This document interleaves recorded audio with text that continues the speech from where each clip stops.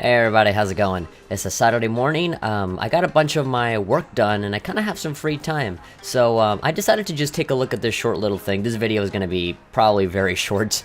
I got this from a Facebook quiz. If you guys follow the Senran International Academy Facebook, there we go, it's this one right here. So if you follow it like I do, then you'll see a little link here from what is the name of this website called? Like quotev.com, and if you click on here, you get a little thing. It's basically the same as those little stupid Facebook quizzes of like, what Game of Thrones character are you? You know, like answer these questions and you'll know what Pokemon you are. Just stupid stuff like that. Just to kind of kill some time. And so I saw this one with 10 questions to determine who is your Senran Kagura Waifu. I already know what mine is. I have them all ranked. Every single character from like best to least, but who knows, maybe by answering these questions it'll be a completely different person. Maybe it'll be the person that I hate the most, and it'll be like, no, you're destined for each other. Oh no.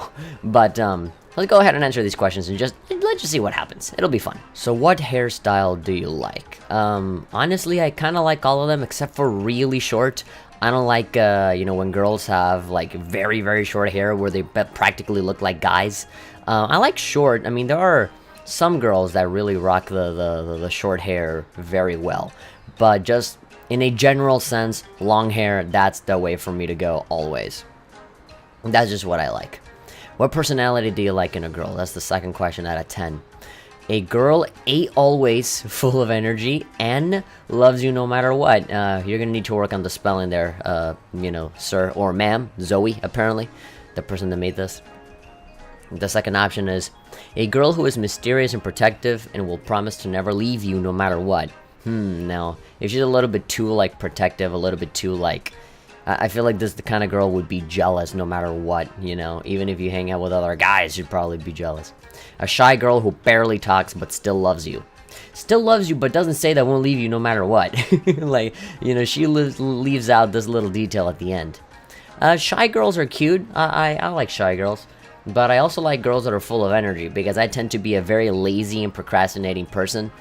And, I think something that really benefits me and I think would be good chemistry would be if there's like an energized girl that can kind of inspire me to kind of, be more active and proactive. Rather than a shy girl that will kind of just go with the flow of what I do. And yeah, maybe that won't help. Then the both of us are lazy, right? Favorite food? Everything. I don't know. Bean sprouts. Oh gee, I wonder who am I gonna end up with if I answer bean sprouts. We got soup. We got stew and Japanese food. I feel like if I go for Japanese food, it'll start like, moving the branches toward maybe like Yumi or Ikaruga and stuff like that. But if I want to be honest with my feelings, with who I truly am as a person, I would say everything. Dude, like, there's barely any food that I would say that I like, oh, I hate it. I've never been picky when it comes to eating. Even sushi, like at one point in my life, I said that like sushi wasn't something that I was into, but then there was like this one particular, I had like California rolls and they were like a certain kind of temperature and had some certain sauces on it where I'm like, dude, this is delicious. Like, even the food that I don't like initially, I grow to like at some point, so I eat everything. Cup size, oh, like embarrassed face. Cup size, so A is like the smallest one, right? That's like Mirai. And then B, C, D. So D is like everybody. And then A is Mirai. I don't care as long as I can squeeze them. Oh, that's Katsuragi right there. I don't know, man. D, C. If you want to be like very realistic, I honestly don't care. I mean, A, whatever, because I like Mirai. But then like D, because everyone else. I don't care, I don't care as long as I can squeeze them. But what if she doesn't have any boobs? What can I squeeze then? Their butts. Well, but butt size. Butt bra size. What genre of song do you like? Other, none, etc. Let's see, so pop, again, just like with food, I pretty much, listen to all kinds of music. Yes, even country a little bit. Pop, electronic, dubstep, kids, classical. I literally listen to everything. So, I would say other, because there are a whole bunch of other, genres that are not here that I do listen to. So maybe like in a generalized sense, other. Do you like to fight? I mean, in games, of course. In real life, no. I'm a pacifist. I don't know how physical altercations with people solves anything. I think with words, you're able to solve anything. But of course, some people don't understand that, and they think that punching somebody makes you automatically right in an argument, right? Which is kind of stupid. What would be your ideal date? Going to the carnival, hanging out at the beach, going stargazing, or just I think just hanging out together. I am a firm believer of, you know, small details make big impact. If you're trying to like make a show and a big spectacle out of every single moment that you spend together, that'll like set the bar really, really high. And when you actually start living together, or, you know, actually hanging out like normal people, rather than having every single date be like this bombastic thing, then it's going to be really boring. Expectations will be shot down. You know, there'll be a lot of disappointment out of this like false, you know, premise of like, oh, my life will be perfect with him or her, right? So I think if you meet somebody on a very personal, intimate, realistic basis of just being together and enjoying that company no matter what, you know, I think the second place would be hanging out at the beach, because it's very chill, you know, just hanging out. You don't have to spend any money. You know, the best things in life tend to be free. So yeah, or stargazing, you know, all of these things, you know, can include hanging out together. Going to the carnival, to me, seems like the most superficial fucking generic thing ever. You know, I'm not down with that. So I would just say hanging out together, being in each other's company, you know, come over to my place, Netflix and chill. But anyway, what's important to you? Family and friends, money, love, my life, nothing. Let's see. So money, not really. I mean, money right now at this point in my life, yes, because, you know, university student, you know, you're always getting a bunch of loans and you're owing a lot of money by the end of it. So obviously you want a job to be able to pay off all of that, right? But in the long term, not really. Love, I mean, I've been kind of lonely most of my life, so it's not really like a priority. I would like some companionship, but it's not like, no, first thing I need is to get laid. You know, like, that's not really a priority, even though I'd love to have it. My life, I mean, I value myself, family and friends. Family and friends are cool. I always say in my videos, you know, like, I'm gonna go off on this trip because family first, right? It's either family, friends, or my life. One of those two. What does my life mean, though? It's a little bit too nebulous. That could literally mean anything. I'm gonna go for family and friends. I think I care about them a lot. What is love to you? Oh my god, now we're getting into like my new details, huh? What is love to you? When two people can be truly vulnerable. Like the blatantly obvious choice here at the top, and then like all of the other generic ones. So let's read all of these ones at the bottom first, because it seems like this one at the top seems like the obvious answer. Real love feels like chocolate tastes if you happen to find chocolate delicious. What the fuck does that even mean? What? You feel loved when you know someone completely understands you while knowing and accepting all your faults and virtues. That's pretty good. That's a good definition, you know. I feel like love is, you know, wanting to be with that person and caring for that person, regardless of their imperfections, regardless of, you know, you love somebody truly when you're together with them despite their flaws, rather than, you know, what is that word that I'm looking for? Rather than in spite of their flaws, right? You love them despite the flaws. No. My wording is so stupid. It's Saturday morning, guys. I just woke up like an hour ago. I'm still a little rusty. So yeah, so regardless of the flaws, you still love that person, rather than just having to deal with them and, you know, and being annoyed by them. The third one is love is strong, bounding between you and anything that relates to you. It's maybe your passion, friend, or anything. But that's weirdly written. Real love is caring so much about the other person that you want nothing but for them to be happy. I don't know. All of these seem a little bit too idealistic. This one, it seems like solid, but let's take a look at the very obvious right answer. When two people can be truly vulnerable with one another and be loved for their weaknesses as well as their strengths. There we go. They're already like wording it a lot better than my stupid ass. When two people are a team and face life's challenges together. When two people are willing to fight for their relationship even when it seems too painful. When two people feel at home when they're together. Fuck yeah. Yeah, is that one. What's your biggest fear? Okay, so here's like your final chance to be able to choose. You know, this is question 10 out of 10, so, you know, if you're looking for a particular girl, you know, you have your final chance of, you know, kind of doing a 180 with the branches, right? So snakes, you know, is going to be either a Heavy Joe person or Hikage or something like that. Theme parks, it'll probably one of the more like cutesy characters like Minori or Hibari or whatever. Spiders, if you like Yumi or Gessen, or none. Your biggest fear, I mean, Theme parks? Why would I ever be afraid of a fucking theme park? I mean, I don't like roller coasters. I don't like going on them at all. And snakes are pretty fucking scary. I actually, when I was out running one day, there was like a snake on the sidewalk. And I fucking jumped out like a deer about to be eaten by an alligator. I'm like, holy shit, but it was like tiny ass little thing. It immediately ran away, like opposite of where I was the moment it like reacted to me.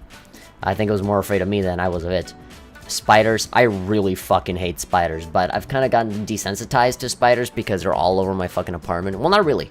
Like maybe once a month I find a spider kind of hanging around here, and so I just kill it with like raid spray and stuff like that. So I've grown to not be afraid of them. I would say none. I'm not really afraid of any of these, at least not anymore. You know, every experience that I've had.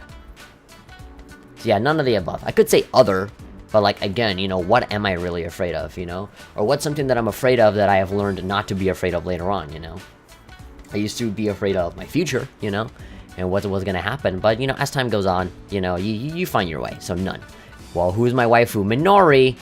I mean, that's fine, but you know, I was kind of expecting someone a little, you know, somebody like, okay, so my answers, really, 4 of them fit with Minori, 4 of them with Hibari, 4 with Yomi, 4 with Murakumo, 4 with Katsuragi. So technically my waifu is all of these because they're all tied with each other, aren't they? Wow, that is so fucking weird. I would have thought I would get somebody like, you know, Katsuragi I can kind of see because I did the boob thing. With Yomi, yeah. I thought if I said like theme parks it'd be like Minori and Hibari, but really?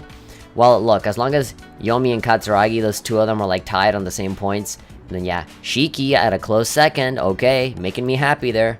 Ikaraga all the way here? Come on. Oh man. Result totals. Really, so there's so many more people. They got Katsuragi.